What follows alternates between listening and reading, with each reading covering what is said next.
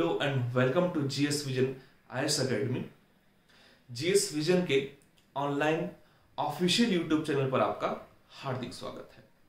मैं विजय सेमवाल एक बार फिर से और काफी लंबे समय बाद आप लोगों के बीच में आया हूं और इसके पीछे का जो उद्देश्य है वो वर्तमान में लोक सेवा आयोग और अधीनस्थ सेवा चयन आयोग के माध्यम से विभिन्न प्रकार की जो विज्ञप्तियां हैं उन विज्ञप्तियों को लेकर के उत्तराखंड विषय पर चर्चा करने आपके सम्मुख प्रस्तुत हुआ हूं। लोक सेवा आयोग ने स्क्रीनिंग या मैं कहूं कि जो प्रवक्ता की परीक्षा आयोजित कराने का फैसला लिया है उसमें स्क्रीनिंग को भी ऐड किया हुआ है, जबकि अधीनस्थ सेवा चयन आयोग ने अपने विभिन्न प्रकार के 800 पदों को लेकर के विज्ञप्तियां जारी की है। तो उनमें एक कॉमन सा विषय उन्होंने पुटअप किया हुआ है जो विषय उत्तराखंड को लेकर के है और उसी उत्तराखंड विषय का एक टॉपिक हमें आज डिस्कस करना है और वो महत्वपूर्ण टॉपिक रहेगा आपका वन आंदोलन करके। क्लियर है? तो आज हम वन आंदोलन उत्तराखंड के क्षेत्र में देखेंगे कि किस तरीके से विभिन्न समय में या विभिन्न समय कालों के दौरान हमने विभिन्न प्रकार की लोकेशंस पर जाकर के अनेकों प्रकार के वन आंदोलन को इंप्लीमेंट किया था।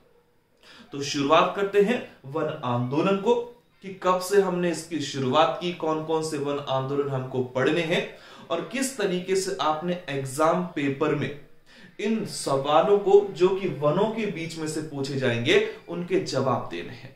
तो सारी चीजों पर हम लोग क्या करेंगे, एक एक करके डिस्कस करेंगे। तो शुरुआत करते हैं उत्तराखंड के क्षेत्र के वन आंदोलन। अब वन आंदोलन या मैं कहूं कि वन ऐसा मुद्दा हमेशा से रहा है उत्तराखंड के इतिहास में, फिर चाहे वो ब्रिटिश सरकार की सत्ता का काल हो या उत्तराखंड के क्षेत्र में हमारी जो भारत स्वतंत्र होने की बात की अवधि है उस अवधि के दौरान का हो। तो हर दौरान या हर परिस्थिति में वन ऐसा मुद्दा बनकर के उभरा जिस मुद्दे ने विभिन्न समय में क्या किए हैं, आंदोलनों को उजागर किया। अब उन्हीं वन आंदोलनों में से हमको कुछ बड़े आंदोलन डिस्कस करने होते हैं, जिन आंदोलनों में से एक है आपका रवाई का आंदोलन। इसी तरीके से हमको पढ़ना होता है चिपको का आंदोलन या जिसको कि हम चिपको आंदोलन के नाम से जानते हैं। उत्तराखंड के क्षेत्र में एक आंदोलन चला था जिस आंदोलन को हम रक्षा सूत्र के नाम से पुकारते हैं। रक्षा सूत्र के अलावा यदि उत्तराखंड के इतिहास में वनों का एक आंदोलन और देखा जाए तो जिसे हम डूंगी पैतौली के नाम से पुकारते हैं, हमने इस डूंगी पैतौली पर डिस्कस करना है। इसी तरीके से उत्तराखंड के क्षेत्र में एक बड़े व्यापक स्तर पर पानी राखो आंदोलन नाम का एक पोर्शन चलाया गया था। इस आंदोलन की एक पृष्ठभूमि देखी जाएगी कि किस तरीके से आपने पानी राखो आंदोलन को चलाया। सिर्फ पानी राखो आंदोलन ही नहीं, उत्तराखंड की भूमि पर हमने एक आंदोलन वनों से जुड़ा हुआ चलाया जिस आंदोलन को हम झपटो और छीनो आंदोलन के नाम से पुकारते हैं। 1977 का दौर था जिस 1977 के दौर में उत्तराखंड के क्षेत्र में एक विशेष प्रकार का आंदोलन चलाया गया था जिस आंदोलन को हम 1977 का वन आंदोलन कहते हैं। ऐसे ही उत्तराखंड का इतिहास देखा जाए तो उत्तराखंड के इतिहास में एक आंदोलन चलाया गया था जिस आंदोलन को कुजड़ी वन आंदोलन कहते हैं। उत्तराखंड के क्षेत्र में हमने एक पट्टी जिसको कि खास पट्टी कहा जाता है, इस खास पट्टी के क्षेत्र में भी आंदोलन छेड़ा जिस आंदोलन को हम खास पट्टी का आंदोलन कहते हैं। इन्हीं आंदोलनों के बीच में से एक आंदोलन काफी व्यापक रूप से प्रसिद्धि प्राप्त करता है जिस आंदोलन को हम मैती के नाम से पुकारते हैं। तो कुछ बड़े आंदोलन जो कि उत्तराखंड की पृष्ठभूमि से जुड़े हुए हैं वो मैंने आपके सम्मुख रखे हुए हैं। ये सिर्फ ऐसे आंदोलन हैं जिन्होंने व्यापक स्तर पर सफलता प्राप्त की, लेकिन इसके अतिरिक्त भी अनेकों प्रकार के आंदोलन ऐसे वनों से जुड़े हुए थे जिनको हम धीरे धीरे क्या करेंगे, डिस्कस करते चलेंगे। तो शुरुआत करते हैं कि उत्तराखंड की इस देवभूमि पर किस तरीके से हमने वन आंदोलनों को इंप्लीमेंट किया। तो वही आज हम शुरुआत करेंगे रवाई के आंदोलन से। अब रवाई का आंदोलन देखा जाए तो हमने वर्ष 1930 के दौर में घटित किया था और 1930 के समय काल में तिथि हम लोगों ने जो याद रखनी है वो तिथि रहेगी वर्ष 1930 में 30 मई की। एक चीज और मैं आप लोगों से शेयर करूंगा कि सिर्फ आपने पढ़ने पर ही फोकस तो खैर करना है, लेकिन पढ़ा हुआ आप लोगों को एग्जाम पेपर तक याद भी होना चाहिए। तो ये मुद्दा कि आपने सिर्फ पढ़ना ही नहीं है, उस पढ़ी हुई चीज को एग्जाम पेपर तक ध्यान में रखना है, ये भी आपने बड़े मुख्य रूप से दिमाग में फिक्स बिठा देना है। क्लियर है? तो रवाई आंदोलन मैंने कहा 1930 के दौर की घटना है, जो कि हमने 30 में सन 1930 को एक व्यापक रूप से इंप्लीमेंट की थी। लेकिन सिर्फ इस वनों का संदर्भ ये नहीं कि हमने 1930 में आंदोलन किए, हमने 1921 से एक महिला जो कि सोमेश्वर के क्षेत्र में दुर्गा देवी के नाम से जानी जाती है, इस दुर्गा देवी के माध्यम से भी एक आंदोलन छेड़ दिया था। और कौन थी ये दुर्गा देवी और क्यों मैं दुर्गा देवी का नाम यहां पर ले रहा हूं? कहते हैं कि जब ब्रिटिश सरकार की शासन चल रही थी उत्तराखंड के क्षेत्र में, तो दुर्गा देवी और विभिन्न प्रकार का जो जनमानस है उत्तराखंड का, वो वनों की जो नीतियां थी, वनों के जो मुद्दे थे, उन मुद्दों को लेकर के स्वयं को ठगा हुआ सा महसूस कर रहे थे। और इसी बीच दुर्गा देवी जो कि सोमेश्वर अल्मोड़ा की रहने वाली थी, इसने 1921 के समय काल में क्या कर दिया है, जंगलों में आग लगाने की गतिविधि कर दी। और कहते हैं कि जब ब्रिटिश सरकार को पता चला कि इस तरीके का काम आपकी दुर्गा देवी ने किया था, तो तुरंत ही दुर्गा देवी को गिरफ्तार किया गया और कहते हैं कि दुर्गा देवी को 1 महीने की जेल जाना पड़ा। दुर्गा देवी उत्तराखंड के इतिहास की वो पहली महिला थी जो कि किसी क्षेत्रीय और राष्ट्रीय आंदोलन को या राष्ट्रीय मुद्दे को लेकर के जेल जाना पड़ा एक महिला को। सवाल बन सकता है कि वो कौन सी महिला उत्तराखंड के क्षेत्र से संबंधित है जो कि क्षेत्रीय या राष्ट्रीय मुद्दे को लेकर के पहली बार उत्तराखंड के क्षेत्र से जेल गई थी? तो वो और कोई नहीं बल्कि सोमेश्वर के क्षेत्र की आपकी दुर्गा देवी है। तो दुर्गा देवी के नाम को बीच में लाने का उद्देश्य यही था कि ये आंदोलन तो हमने बड़े मुख्य रूप से पढ़ने हैं, लेकिन वन एक ऐसा मुद्दा था, मैंने कहा कि जो शुरुआत से एक बड़े मुख्य परेशानी का एक बिंदु बना हुआ था, जिसका साक्षात उदाहरण मैंने आपको दुर्गा देवी के नाम से सामने रखा है। चलो, रवाई आंदोलन। अब जो रवाई नाम का आंदोलन हम लोगों को डिस्कस करना है, इस रवाई आंदोलन की तिथि 30 में सन 1930 की है और रवाई के क्षेत्र की थोड़ा सा एक पृष्ठभूमि भी बना लेते हैं। अब रवाई का जो आंदोलन था, यदि मैं वर्तमान के समय की बात करूं तो यह रवाई का क्षेत्र आपका उत्तरकाशी जनपद से जुड़ा हुआ है। लेकिन जब 1930 के दौर की हम बात करते हैं तो 1930 के दौर में यह रवाई का क्षेत्र टिहरी रियासत का ही अंग था। और टिहरी रियासत में अगर मैं 1930 के समय में एंट्री लेता हूं तो 1930 के समय में टिहरी रियासत में जो राजा के पद पर बैठा हुआ था वो और कोई नहीं बल्कि आपका नरेंद्र शाह था। मैं 2-3 कैरेक्टर्स के नाम यहां पर आपके बीच में रखूंगा, उनमें से एक आपका नरेंद्र शाह। एक कैरेक्टर जिसको कि हम चक्रधर जुयाल के नाम से पुकारते हैं, आपने इस चक्रधर जुयाल को भी एक तरीके से याद रखते हुए चलना है। एक व्यक्ति जिसको कि हरि सिंह और दूसरा जिसको कि बैजराम के नाम से पुकारा जाता है, हमने इन 3-4 नामों को क्या करना है, फोकस करते हुए पढ़ना है। क्यों मैं इनके नाम ले रहा हूं, देखते हैं। नरेंद्र शाह मैं ऑलरेडी बता चुका हूं कि 1930 का जो दौर था, इस 1930 के दौर में टिहरी का राजा है। और टिहरी का जिक्र इसलिए क्योंकि रवाई का जो क्षेत्र है वो 1930 में टिहरी का ही एक अंग था। चक्रधर जुयाल कौन है? तो चक्रधर जुयाल इस टिहरी की रियासत में 1930 के दौर का दीवान पद पर बैठने वाला व्यक्ति है। यानी मैं कह सकता हूं कि 1930 में जो टिहरी रियासत का दीवान था वो और कोई नहीं बल्कि चक्रधर जुयाल था। सवाल बनता है कि हरि और बैजराम कौन थे? तो हरि और बैजराम वो दो मुख्य नाम हैं जिन्होंने रवाई के किसानों को इस आंदोलन के दौरान अपना नेतृत्व प्रदान किया था। लेकिन यह आंदोलन छेड़ा क्यों गया था? मुख्य सवाल। अब रवाई का आंदोलन छेड़ने के पीछे कारण यह रहा क्योंकि इस समय एक आदेश जारी होता है वन के संदर्भ में, और आदेश जारी यह हुआ था कि जो किसानों की भूमि है, इस किसानों की भूमि को वन भूमि में शामिल किया जा रहा है। और इसी पोर्शन को लेकर के, इसी मुद्दे को लेकर के रवाई के क्षेत्र की जनता अब एकजुट हो चुकी है। रवाई में एक जगह पड़ती है जिस जगह को हम तिलाड़ी के नाम से पुकारते हैं, और तिलाड़ी में भी एक मैदान पड़ता है जिस मैदान को हम चांदा डोगरी के नाम से इंडिकेशन देते हैं। तो इस चांदा डोगरी के मैदान पर रवाई की जनता क्या कर रही है? आंदोलन कर रही है। कहते हैं कि जो चक्रधर जुयाल था, इसी चक्रधर जुयाल के माध्यम से इस महत्वपूर्ण आंदोलन को अंजाम दिया जाता है, लेकिन वो पॉजिटिव नहीं बल्कि नेगेटिव इंपैक्ट को लेकर के। कैसे समझते हैं।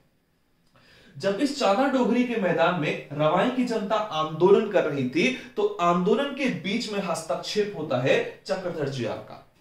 और जिस तिथि को चक्रधर जुयाल का हस्तक्षेप इस आंदोलन में होता है, वो तिथि 30 मई सन 1930 की थी। कहते हैं कि चक्रधर जुयाल ने भारत के इतिहास की एक महत्वपूर्ण घटना थी, जिस घटना को जलियांवाला बाग कांड कहते हैं, इसी घटना कांड को दोबारा से दोहराने का काम उत्तराखंड में किया। अब कैसे किया समझना। 30 मई सन 1930 को जब चक्रधर जुयाल ने चांदा डोगरी के मैदान में हस्तक्षेप करने का काम किया, तो यही व्यक्ति था जिसने आंदोलनकारियों पर गोलियां चलाने के आदेश जारी किए थे। और जब अपने पुलिस अधिकारियों को चक्रधर जुयाल ने गोलियां चलाने के आदेश जारी किए थे, तो यहां पर न जाने कितने लोगों को शहीद होना पड़ा था। इसलिए हम कह सकते हैं कि जो काम जलियांवाला बागकांड के क्षेत्र में जनरल डायर करता है, वही काम रवाई के क्षेत्र में आपके चक्रधर जुयाल ने करा। राजा भी गढ़वाली, प्रजा भी गढ़वाली, लेकिन फिर भी आपके जो जनता है वो जनता परेशान है। तो राजा गढ़वाली है, आपके मंत्री गढ़वाली है, प्रजा गढ़वाली है, लेकिन फिर भी असंतोष से असंतोष फैला हुआ है। और इसके पीछे का कारण एक ये भी रहा। 30 मई सन 1930 को चक्रधर जुयाल क्या कर रहा है, जो रवाई की जनता है, उस रवाई की जनता पर गोलियां चलाने के आदेश जारी कर चुका है, जिसमें मैंने कहा न जाने कितने लोगों को शहादत देनी पड़ी, कितने लोग शहीद हुए। इसलिए हम इस संपूर्ण घटना को उत्तराखंड के इतिहास में रवाई कांड, या मैं इसी घटना कांड को तिलाड़ी कांड के नाम से भी पुकारता हूं। लेकिन ये दौर वो था जब ये क्षेत्र आपका टिहरी के पोर्शन में शामिल था, इसलिए हम इस घटना कांड को टिहरी का जलियांवाला बाग कांड भी कहते हैं। तो सवाल बन सकता है कि टिहरी का जलियांवाला बाग कांड किसे कहा जाता है, तो टिहरी का जलियांवाला बाग कांड आपका रवाई कांड ही था। अब ये काम मैंने आपको कहा कि जो चक्रधर जुयाल था, इसने जनरल डायर की भूमिका अदा की थी। डायर ने जलियांवाला कांड में क्या करा था, जनता पर गोलियां चलाने के आदेश जारी किए थे। तो वही काम उत्तराखंड में चक्रधर जुयाल ने किया। इसलिए हम चक्रधर जुयाल को उत्तराखंड और गढ़वाल का क्या कहते हैं, जनरल डायर के नाम से इंडिकेट करते हैं। और यह संपूर्ण घटना उत्तराखंड के इतिहास में रवाई कांड, तिलाड़ी कांड या टिहरी का जलियांवाला बाग कांड कहलाती है, जो कहीं ना कहीं आपकी मुख्य रूप से वनों के आंदोलन से जुड़ी हुई घटना थी। इसी तरीके से हमको एक घटना जिसको कि चिपको आंदोलन कहा जाता है, इस चिपको आंदोलन के इतिहास को देखना होता है ध्यान से। जब बात आती है चिपको की, तो चिपको सुनते ही एक महिला हमारे दिमाग में चलती है, और वो महिला और कोई नहीं, जिनको हम चिपको वुमेन कहते हैं, या मैं कह सकता हूं कि गौरा देवी है। वो बड़े व्यापक स्तर पर इस आंदोलन को ले जाती है। लेकिन सिर्फ गौरा देवी ही नहीं, इसमें हमको 2-3 विशेष प्रकार के जो कैरेक्टर्स हैं, उन कैरेक्टर्स का उल्लेख करना होता है। तो काफी महत्वपूर्ण आंदोलन रहा, जिस आंदोलन को हम चिपको के नाम से पुकारते हैं। उत्तराखंड ही नहीं, भारत नहीं, बल्कि इसको इंटरनेशनल रूप से भी प्रसिद्धि प्राप्त हुई थी। देखते हैं चिपको आंदोलन का इतिहास। अब चिपको आंदोलन का जो कंसेप्ट है, ये किस क्षेत्र में घटित हुआ, तो इस आंदोलन की जो पृष्ठभूमि हम लोगों को देखनी होती है, वो उत्तराखंड के चमोली जनपद से जुड़ी है। और इसी चमोली क्षेत्र से भी आपका संबंध था, यानी जिस महिला को मैं गौरा देवी के नाम से इंडिकेट कर रहा हूं, इस गौरा देवी का संबंध भी चमोली के एक रैणी नाम का गांव पड़ता है, इस रैणी गांव से हुआ करता था। 1972 का दौर था जब सरकार के माध्यम से चमोली के क्षेत्र के जो जंगल हैं, उन जंगलों का कटान शुरू किया गया था। समय के साथ साथ जनता अवेयर होती चली गई, और इसी 1972 में चमोली के रैणी गांव में एक दल बनाया गया था, जिस दल को हम महिला मंगल दल के नाम से पुकारते हैं। ध्यान से सुनना, चमोली के क्षेत्र में एक दल की स्थापना की गई थी, जिस दल को हम महिला मंगल दल कहते हैं। और इस महिला मंगल दल की जो अध्यक्ष बनी थी पहली महिला, वो और कोई नहीं बल्कि गौरा देवी थी। लेकिन आंदोलन अभी व्यापक रूप से नहीं उठा। 1973 का दौर था, जिस दौर में चंडी प्रसाद भट्ट, जिनको कि हमने 1982 के समय में रेमन मैग्सेसे पुरस्कार से नवाजा था, वो चंडी प्रसाद भट्ट भी अब जंगलों की कटान के विरोध में उतर चुके हैं। लेकिन आंदोलन अभी भी व्यापक स्तर पर नहीं उतरा। कब उतरा? तो जब 1974 का दौर था और महीना चल रहा था मार्च का। इसी मार्च 1974 में चिपको आंदोलन को मुख्य रूप से प्रसिद्धि मिलनी शुरू हुई। कहते हैं कि ये जो चिपको आंदोलन उत्तराखंड के चमोली जनपद में चलाया गया था, इसमें शुरुआत जो गौरा देवी थी, इस गौरा देवी नाम की महिला ने इसे गोपेश्वर में व्यापक बनाने का काम किया।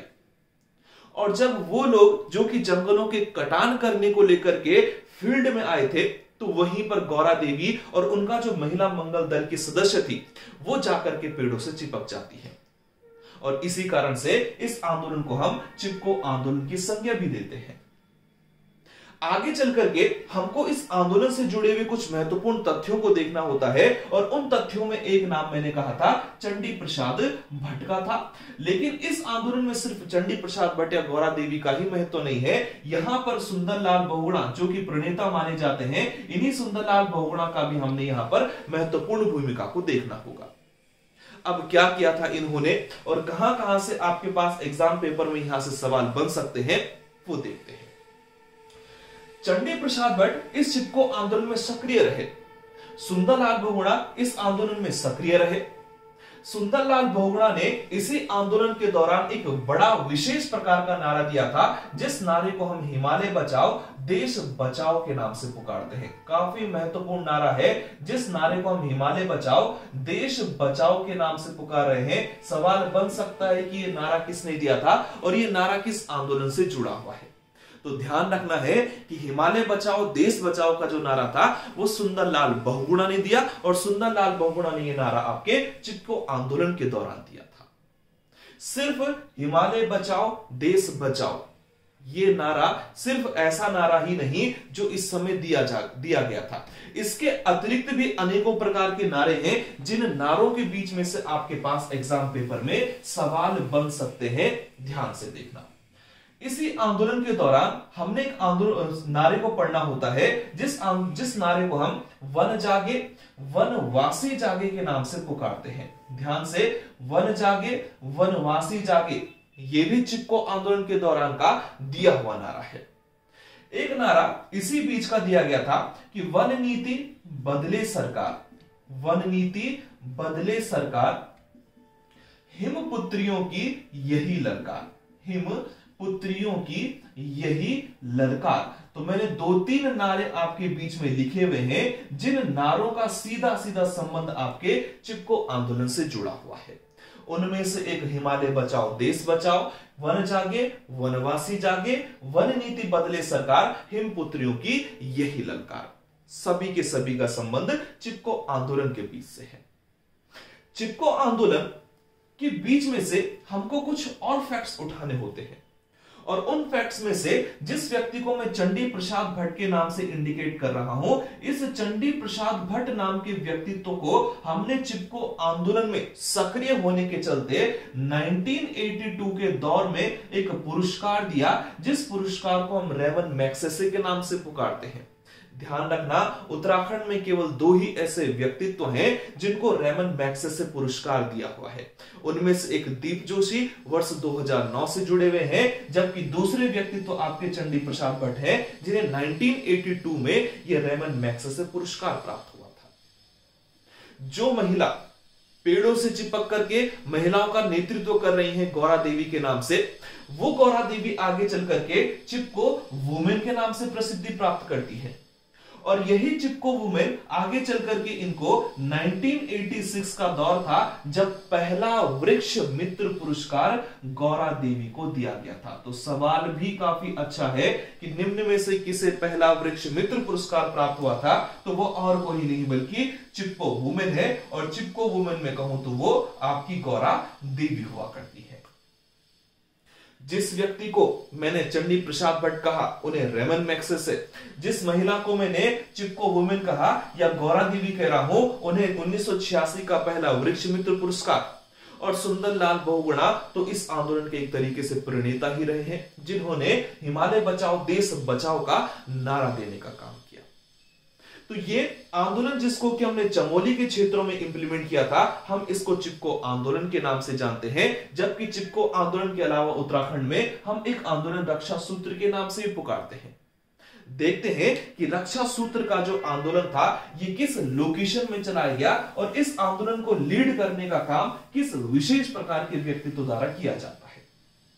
ध्यान से, रक्षा सूत्र आंदोलन यदि मैं आपसे कहूं कि किस क्षेत्र में इंप्लीमेंट किया गया था, तो उत्तराखंड के क्षेत्र में एक जनपद पड़ता है जिस जनपद को हम टिहरी कहते हैं, और टिहरी के क्षेत्र में एक जगह है जिस जगह को हम भिलंगना के नाम से पुकारते हैं। इसी भिलंगना के क्षेत्र में हमने विशेष प्रकार का आंदोलन चलाया जिस आंदोलन को मैं रक्षा सूत्र के नाम से पुकार रहा हूं। रक्षा सूत्र की खास विशेषता है कि हमने इसको 1994 के दौर में शुरू किया था और इसको चलाने, या मैं कहूं कि इसको नेतृत्व देने वाले और कोई नहीं बल्कि जिसे सुरेश भाई के नाम से पुकारा जाता है, यही इस प्रकार के आंदोलन के प्रणेता थे। लेकिन आंदोलन तो हमने देखा कि भिलंगना में है, आंदोलन का समय देख लिया कि 1994 है, और आंदोलन को नेतृत्व करने वाले भी देख लिए हैं कि सुरेश भाई थे। लेकिन कारण क्या था कि हमको रक्षा सूत्र चलाना पड़ा, और आखिरकार ये रक्षा सूत्र आंदोलन है क्या? क्लियर? देखते हैं। उस दौर में जब 1994 का समय काल चल रहा था तो सरकार के माध्यम से एक नीति बनाई हुई थी इससे पहले की, और नीति ये थी कि जो उत्तराखंड का ऊंचाई वाला एरिया है, जो ऊंचाई के क्षेत्र है, इस ऊंचाई के क्षेत्र पर जो आपके वृक्ष होंगे, इन वृक्षों को काटने पर एक तरीके से प्रतिबंध लगा हुआ था, यानी इनके कटान पर रोक लगी थी। लेकिन 1994 के दौर में हमने, यानी जो सरकार थी, सरकार के माध्यम से ये प्रतिबंध हटा दिया जाता है, और जैसे ही आपने प्रतिबंध को हटाया, सुरेश भाई के नेतृत्व में भिलंगना के लोगों ने एक आंदोलन शुरू कर दिया। और वो जो आंदोलन था वो आंदोलन रक्षा सूत्र है, यानी जो आपके पेड़ हैं, आपकी वनस्पतियां हैं, उन पर एक रक्षा सूत्र बांध दिया गया था, और वही एक आंदोलन के रूप में उभरा जिस आंदोलन को हम रक्षा सूत्र के नाम से पुकारते हैं। तो रक्षा सूत्र आंदोलन 1994 के दौर की कहानी है जो टिहरी के भिलंगना में चलाया गया था। इसे नेतृत्व देने वाले सुरेश भाई हैं, और आंदोलन का कारण भी मैंने आपके सामने रख दिया है कि सरकार ने जो प्रतिबंध पेड़ों को काटने पर लगाया था, लेकिन वो पेड़ ऊंचाई वाले हैं, तो इनका जो प्रतिबंध था वो सरकार हटा दे चुकी है, और इसी के विरोध में भिलंगना की जनता सुरेश भाई के नेतृत्व में आंदोलन कर रही है। क्लियर? एक आंदोलन जो कि वनों से जुड़ा हुआ, जिसको कि हम डूंगी पैंतोली के नाम से पुकारते हैं, थोड़ा सा उल्लेख कर लेते हैं कि डूंगी पैंतोली आंदोलन होता क्या है, और ध्यान से देखना कि डूंगी पैंतोली का इतिहास क्या है। काफी अच्छा है और काफी यूनिक सवाल बन सकता है। उत्तराखंड के क्षेत्र में एक सवाल आता है कि बताइए कि निम्न में से किसे उत्तराखंड में हरा सोना कहा जाता है, और इसका एक कॉमन सा जवाब आता है कि जो बांज के वृक्ष हैं, इन्हीं बांज के वृक्ष को हरा सोना की संज्ञा दी जाती है। तो कहते हैं कि बांज के वृक्ष के कटान को रोकने के लिए, ध्यान से सुनना, बांज के वृक्ष के कटान को रोकने के लिए और उनके संरक्षण करने के लिए हमने उत्तराखंड के क्षेत्र में एक विशेष प्रकार का आंदोलन चलाया हुआ है, जिस आंदोलन को हम डूंगी पैंतोली के नाम से पुकारते हैं। ऐसा ही एक यूनिक आंदोलन पानी राखो के नाम से चलाया गया था, और इस पानी राखो आंदोलन का भी अपना एक विशेष महत्व है। और ये आंदोलन चला कहां था, कौन इसका नेतृत्व करता है, ध्यान से देखना। एक व्यक्ति उत्तराखंड के क्षेत्र से जुड़े हुए हैं, जिस व्यक्ति को हम सच्चिदानंद भारती के नाम से पुकारते हैं। ये वही सच्चिदानंद भारती हैं जिन्होंने 1982 के दौर में अपनी एक संस्था की स्थापना की, जिस संस्था को हम दूधातोली लोक विकास संस्था के नाम से पुकारते हैं। 1982 दूधातोली लोक विकास संस्था, और ये स्थापित करने का काम सच्चिदानंद भारती करते हैं। और किस वर्ष इन्होंने इस प्रकार की संस्था को स्थापित किया, तो जवाब है आपका 1982। लेकिन हमको देखना है पानी राखो आंदोलन। पानी जो कि आपके गढ़वाल के क्षेत्र में, उत्तराखंड के क्षेत्र में जल को इंडिकेशन देता है, तो ये कहीं ना कहीं जल के संरक्षण के रूप में है। या मैं कह सकता हूं कि जो पानी राखो आंदोलन था, ये पानी राखो आंदोलन जल के संरक्षण को लेकर के चलाया गया था, लेकिन जल का संरक्षण को भी इन्होंने वृक्षारोपण करके इंप्लीमेंट किया था। इसलिए हम इस आंदोलन को पानी राखो आंदोलन की संज्ञा देते हैं। लेकिन कहां हुआ था? जवाब है कि उत्तराखंड का एक जनपद पड़ता है जिस जनपद को हम पौड़ी के नाम से पुकारते हैं, और पौड़ी के क्षेत्र में भी एक लोकेशन पड़ती है जिस लोकेशन को हम उफरे खाल के नाम से जानते हैं। तो पौड़ी के उफरे खाल के क्षेत्र से आपके सच्चिदानंद भारती इस प्रकार के आंदोलन को शुरू करते हैं, जिस आंदोलन को हम पानी राखो आंदोलन के नाम से पुकारते हैं। तो हमने एक आपका चिपको आंदोलन सामने रखा, हमने रवाई कांड को सामने रखा, रवाई कांड के अलावा हम रक्षा सूत्र पढ़ चुके हैं, रक्षा सूत्र के अलावा डूंगी पैतौली और डूंगी पैतौली के अलावा पानी राखो आंदोलन। इसी तरीके से हमने झपटो छीनो आंदोलन देखना है, 1977 का वन आंदोलन देखना है, मैती जो कि विशेष आंदोलन है, इस मैती आंदोलन पर जिक्र करना है, खास पट्टी और कुजड़ी वन का जो आंदोलन है इनको ही डिस्कस करते हुए चलना है, साथ में 1977 का वन आंदोलन होगा। तो इन आंदोलनों को मैं आपको नेक्स्ट लेक्चर में डिस्कस कराऊंगा। आज के लिए फिलहाल इतना ही, लेकिन जाने से पहले एक बार फिर से नजर डाल देते हैं कि आंदोलन कहां कहां देखे गए थे और किस वर्ष की वो अवधि थी और कहां कहां पर आपने व्यक्तित्वों को ध्यान देना है। तो हमने जो पहला आंदोलन पढ़ा था वो रवाई कांड को लेकर के है, और रवाई कांड की तिथि आपने ध्यान रखनी है, वो हुआ था आपका 30 मई सन 1930 को। अब मैंने ये भी कहा था कि इसको हम तिलाड़ी कांड भी कहते हैं और इसी को हम टिहरी का जलियांवाला बाग कांड भी कहते हैं। हमने चिपको आंदोलन को पढ़ा और चिपको आंदोलन में 2-3 प्रकार के व्यक्तित्वों का उल्लेख किया, जिसमें एक आपकी गौरा देवी थी, गौरा देवी के अलावा सुंदरलाल बहुगुणा थे और सुंदरलाल बहुगुणा के अलावा चंडी प्रसाद भट्ट थे। इनका डिटेल में आपको दे चुका हूं। इसी तरीके से हमने एक आंदोलन को देखा जिस आंदोलन को रक्षा सूत्र के नाम से पुकारा गया, और रक्षा सूत्र आंदोलन 1994 के समय का है, जिसमें नेतृत्व सुरेश भाई देते हैं और सुरेश भाई ने वो भिलंगना के क्षेत्रों में इंप्लीमेंट किया। एक आंदोलन हमने डूंगी पैतौली के नाम से पढ़ा, और डूंगी पैतौली विशेष रूप से किस उद्देश्य को लेकर के चलाया गया था, तो डूंगी पैतौली ध्यान रखना हमने बांज के जो वृक्ष थे उन वृक्षों के संरक्षण को लेकर के किया है। तो ये आंदोलन हमने आज विशेष रूप से डिस्कस किए हैं, बाकी के आंदोलन मैं आपको नेक्स्ट सीरीज में डिस्कस कराऊंगा। तो आज के लिए फिलहाल इतना ही, धन्यवाद।